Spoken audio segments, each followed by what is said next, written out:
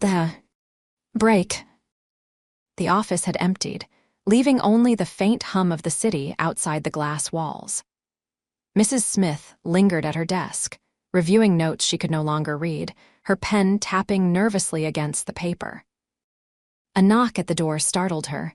She looked up, heart leaping. Sloane stepped inside, closing the door softly behind him. "I thought you'd gone home," he said. "I was finishing up." Her voice was steady, though her pulse betrayed her. He moved closer, not to her desk but to the window, gazing out at the skyline lit in gold and silver. "This city never sleeps," he murmured. "Always moving, always hungry." She swallowed, setting her pen down. "Like you." He turned, a slow smile curving his lips. "Perhaps." Silence stretched between them, thick and heavy.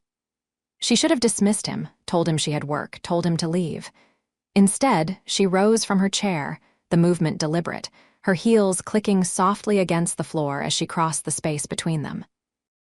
"Mr. Sloane," she began, but her voice broke on his name. He closed the distance with a single step, his presence overwhelming, his eyes locked on hers. "Sloane," he corrected gently. And then the air gave way. His mouth found hers, firm and unyielding, and the restraint of days shattered in an instant.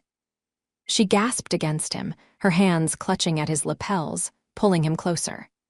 His arms wrapped around her waist, lifting her slightly as though she weighed nothing at all. The kiss deepened, desperate, hungry, the kind that stripped away words and left only truth. Her body pressed against his, her heart hammering against her ribs.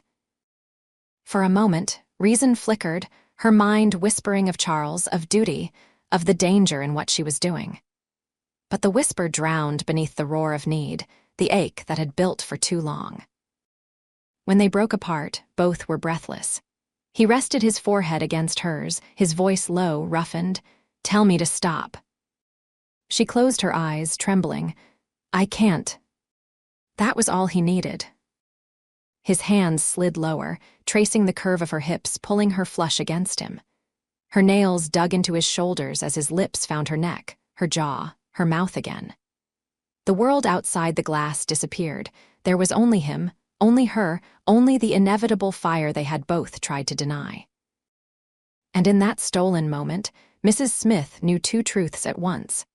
She had crossed a line she could never uncross, and she had never felt more alive.